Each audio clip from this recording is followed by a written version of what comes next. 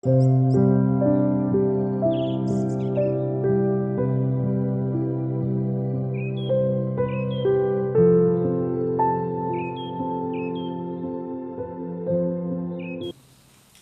আলাইকুম, আমি মোহাম্মদ সাইফুল ইসলাম, প্রভাষক ইংরেজি, সরকারি এডওয়ার্ড কলেজ, পাবনা।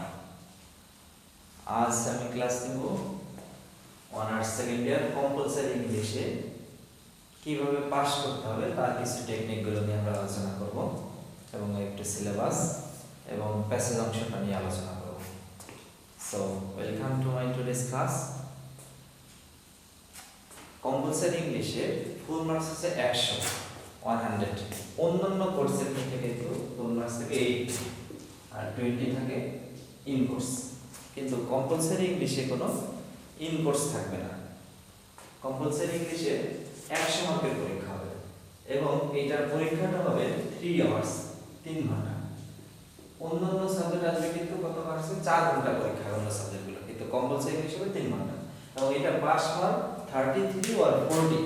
এখানে একটু বিতর্ক আছে, কোন সময় পাস মার্কস 33 হয়, কোন সময় 40 হয়। লাস্ট 7-8 বছর ধরে পাস মার্ক 33 হচ্ছে। সুতরাং আমরা যদি টার্গেট করি এটা 40 থেকে 50 এর মধ্যে পাওয়া, তাহলে আমাদের পাস হবে। রেজাল্টে কিভাবে আসবে?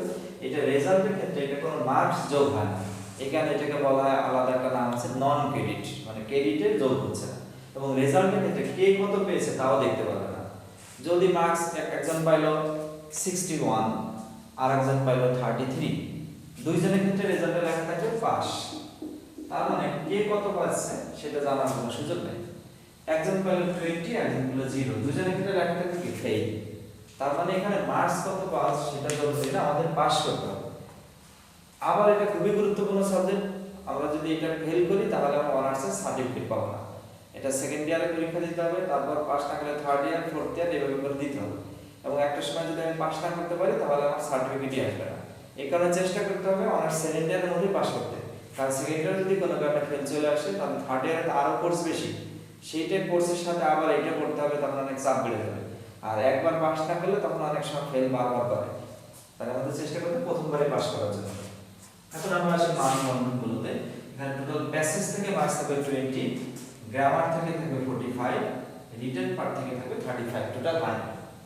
এখন আমরা আজকে প্যাসেজের গুলো সলভ করার কিছু নিয়ম কানুন শিখব। ওইখান থেকে আমরা যে প্যাসেজগুলো গ্রামারগুলো বিগত সালের কোশ্চেন থেকে মোটামুটি কমন আসে, গ্রামারগুলো কোশ্চেনগুলোকে আমরা তিনটা প্যাটার্নে ফলো করতে পারি। তিনটা প্যাটার্ন অনুযায়ী আমরা দেখতে পারি যে কিছু কোশ্চেন থাকবে একটা রসগোল্লার মতো, যা আমাকে গালে তুলে দিলে আমি খাচ্ছি, তার মানে বিগত সাল থেকে হুবহু কিছু কোশ্চেন আসবে।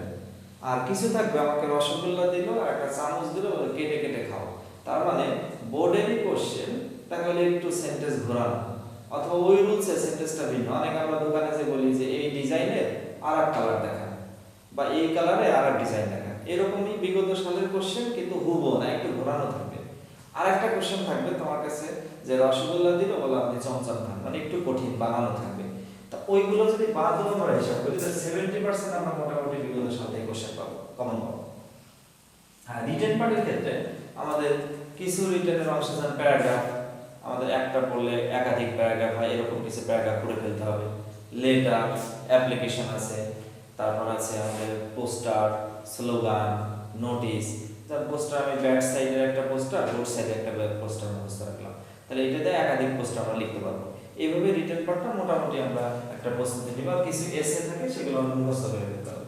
তাহলে আমরা এইগুলো আমরা বিগত সাল থেকে অনেকটা কমন পাচ্ছি। রাইটিং এর কিছু কিছু কমন পাওয়া যায়, কিছু সাম্প্রতিক যে ঘটনাগুলো ঘটে যায় সেখান থেকে আসে। প্যাসেজটা ম্যাক্সিমাম সময় কমন আসে না, প্রতি বছরই নতুন নতুন প্যাসেজ আসে। সেখানে প্যাসেজ যদি আমি মুখস্থ করি বা পড়ি, আমাদের কমন পাওয়ার সম্ভাবনা 0.01%। তাহলে আমাদের কি করতে হবে? প্যাসেজের বিভিন্ন নিয়মগুলো ভালো করে রপ্ত করতে হবে, যাতে যে কোনো প্যাসেজটা আমরা সলভ করতে পারি। তাহলে আমাদের প্যাসেজ থেকে টার্গেট করতে হবে 10 বা 11 মার্কস। রিটেনের 35 এর মধ্যে যদি আমরা 40% মার্কস পাই তাহলে 12 সামথিং, তাহলে 13। আর গ্রামারের মধ্যে তিন ধরনের গ্রামার থাকে। কিছু গ্রামার আছে মুখস্থ গ্রামার, যেগুলো বিগত সালে যে কোশ্চেনগুলো আছে সেগুলো আমরা মুখস্থ করলে 70% পারবো। কিছু গ্রামার আছে রুলস একটু বুঝতে হবে, বুঝে আমাদের প্র্যাকটিস করতে হবে পারবো। আর কিছু গ্রামার আছে রুলস বোঝার পাশাপাশি প্র্যাকটিস করতে হবে বেশি বেশি করে। তাহলে এই সব গ্রামারগুলো যদি আমরা বিগত সালের কোশ্চেনগুলো সলভ করে ফেলি তাহলে আমাদের মোটামুটি 70% যদি আমরা কমন পাই তাহলে 28 28 তারপর এখানে দিলাম 25 তাহলে যদি আমি প্যাসেজে পাই 10 আর এখানে 13 23 আর 25 তাহলে প্রায় 48 अराउंड 48 পাচ্ছি আমাদের পাশে জন্য দরকার 33 তা আমরা যদি টার্গেটই করি 33 তাহলে টার্গেটটা কমে আসবে সেটা টার্গেটটা একটু বেশি করতে হবে আমাদের টার্গেট করতে হবে 50 to 60 মার্কস পার তাহলে আমরা ইনশাআল্লাহ 33 পাবো তাহলে এখন আমরা আজকে আসবো প্যাসেজের বিভিন্ন আইটেমগুলো কিভাবে আমরা আনসার লিখব তো প্রথমে আমরা লিখি প্যাসেজের ক্ষেত্রে প্রথমে আমাদের একটা প্যাসেজ থাকবে প্রতি বছর এই প্যাসেজটা সাধারণত নতুন নতুন আসে এই পর্যন্ত লাস্ট 10 বছরের কোশ্চেন রিসার্চ করলে আমরা দেখতে পাই একবার মাত্র একটা প্যাসেজের রিপিটেশন হয়েছিল আর ম্যাক্সিমামই নতুন নতুন প্যাসেজ প্যাসেজ থেকে বর্তমান সিস্টেমে চারটা আইটেম থাকবে এ নাম্বার থাকবে কোশ্চেন অ্যানসার এটা মার্কস থাকবে 6 তিনটা কোশ্চেন থাকবে তিনটা কোশ্চেনে 2 করে 6 বি নাম্বারে থাকবে main idea and supporting idea এটা মার্কস থাকবে 4 সি নাম্বারে থাকবে word meaning and make sentence making sentence এটা মার্কস থাকবে 5 তিন নম্বর থাকবে সামারি এটা মার্কস থাকবে 4 তাহলে 6 এটা থাকবে সরি 5 কোনবার এটা 6 দিতে পারে তখন এটা 4 থাকবে তাহলে এই টোটাল 20 মার্কস তাহলে এখন আমরা কোশ্চেন আনসার গুলো কিভাবে আনসার করব কোশ্চেন থাকবে তিনটার মধ্যে একটা থাকবে ডাইরেক্টলি প্যাসেজ আমরা উত্তর খুঁজে পাবো এরকম প্যাসেজ থেকে আমরা এরকম করে খাইলাম প্যাসেজে সরাসরি উত্তর পাবো আর একটা কোশ্চেন থাকবে প্যাসেজের মধ্যে উত্তর আছে কিন্তু সরাসরি না তখন আমরা একটু ঘুরাই খাবো প্যাসেজ থেকে উত্তরটা নিব কিন্তু প্যাসেজের মতো করে না আমরা কোশ্চেনের মতো করে লিখব আর একটা কোশ্চেন একটু জটিল বা ক্রিটিক্যাল থাকতে পারে অনেক সময় দুইটাও সহজ থাকে একটা কঠিন থাকে অনেক সময় হচ্ছে তিনটাই সহজ থাকতে পারে কিন্তু অ্যাট লিস্ট দুইটা কোশ্চেন আমরা মোটামুটি সহজ পাবো তাহলে আমরা 6 এর মধ্যে আমাদের 4 মার্কস আমরা পাবো এখন ওই কোশ্চেনগুলো আনসারগুলো কিভাবে দিতে হবে যদি কোশ্চেন থাকে এই সাধারণত প্রথম কোশ্চেন এরকম থাকে হু দিয়ে হু বা whom what where when এটা আমরা যদি সৃজনশীলের সাথে মিলাই তাহলে এটাকে আমরা বলতে পারি হচ্ছে সৃজনশীলের সাথে যদি মিলাই তাহলে আমরা কি বলতে পারি এগুলোকে জ্ঞানমূলক টাইপের কোশ্চেন জ্ঞানমূলক কোশ্চেন তার মানে এখানে কোশ্চেনগুলো এই যে হু মানে কে তার ওইটার উত্তর ডাইরেক্টলি প্যাসেজে আছে ওই উত্তরটা লিখে বাকিগুলো আমরা লিখে দেব মনে করে এরকম থাকলো যে who has done the work তাহলে আমরা উত্তরটা কি লিখব যে কে কাজটি করেছে কে করেছে প্যাসেজের মধ্যে উত্তরটা পাবো হুর জায়গায় শুধু নামটা লিখব লিখে বাকি যা আছে সব বসাই দেব লাস্টে কোশ্চেন মার্ক থাকবে ফুল স্টপ দিয়ে দেব এরকম টাইপের কোশ্চেন থাকবে একটা আরেকটা থাকবে হলো কেন যে দ্বিতীয় যে কোশ্চেনটা থাকবে যে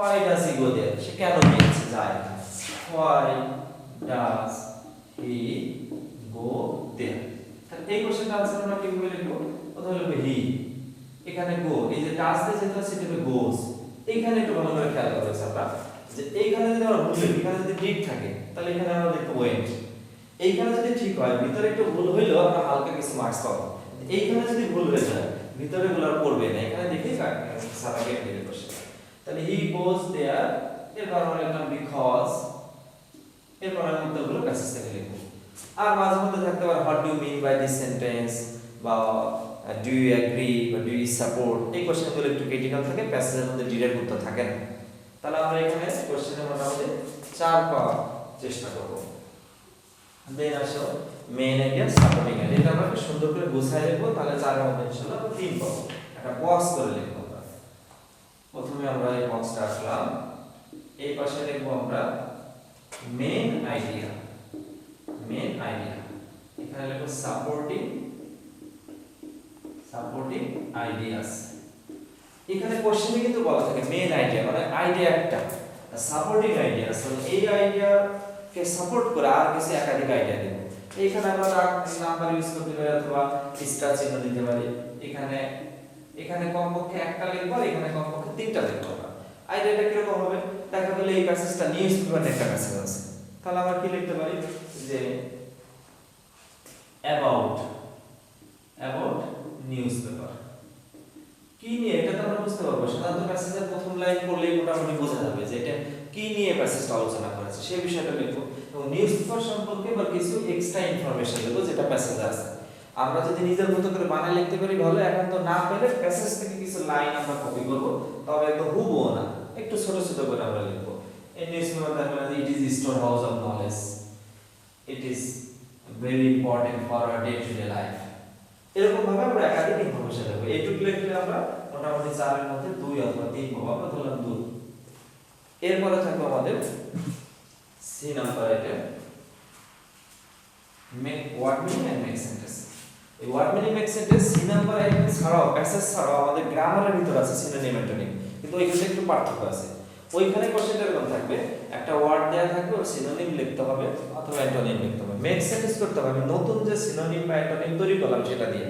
কিন্তু প্যাসেজের যে আইটেমটা থাকবে, একটা ওয়ার্ড দেয়া থাকবে, সেই ওয়ার্ডের মিনিং লিখতে হবে ইংলিশে, এবং মেক সেন্টেন্স করতে ওয়ার্ড মিনিং দিয়ে না, মূল শব্দ দিয়ে, বেস ওয়ার্ড দিয়ে, মানে যেটা কোশ্চেনে দেওয়া থাকবে সেটা দিয়ে। তাহলে এখানে হচ্ছে 5টা শব্দ থাকবে, মিনিং এর জন্য আমার হাফ, আড়াই, আর সেন্টেন্সের জন্য হাফ, তার মানে আড়াই। এখন আমি একটা শব্দ লিখলাম, দেখো একটা প্যাসেজ আছে, প্যাসেজ থেকে শব্দ আছে লিভ। তাহলে লিভের একটা ইংলিশ মিনিং লিখতে, লিভের ইংলিশ মিনিং কি রিসাইট। তারপর কি করব আমি, এই লিভ দিয়ে একটা সেন্টেন্স তৈরি করব, he lives with his family. এখন এটা একটা সহজ শব্দ, সেখানে আমরা সহজেই পেরে গেছি। এখন একটা কঠিন শব্দ আসতে পারে এটা প্যাসেজের থেকে, দেখা গেল যার আমি মিনিং জানি না, তখন আমরা কি করব, মিনিংটা রাখার দরকার নেই। তখন আমি কি করব, এই সেন্টেন্সটা তৈরি করব। সেন্টেন্সটা কিভাবে তৈরি করব, যদি আমি বানায় পারি তা ভালো, যদি একান্ত না পারি তাহলে এই লিভ শব্দটা ওই প্যাসেজের মধ্যে আছে, প্যাসেজের যে সেন্টেন্সের মধ্যে লিভটা আছে ওই সেন্টেন্সটা একটু শর্ট করে আমরা এখানে লিখে দেব। তাহলে কি হবে, আমাদের সেন্টেন্সটা তৈরি হয়ে গেল। তার মানে আলাদা করে আমার মুখস্থ রাখা লাগতেছে না, প্যাসেজ থেকে দেখে আমি সেন্টেন্সটা বানাইতে পারবো। তাহলে তোমাকে 5 পাইলে আমি আড়াই পাবো, আর একটা বা দুটো তো মিনিং জানবো, তাহলে সেখানে আমরা ধরলাম আর হাফ। এরপরে থাকবে আমার D number item. D number item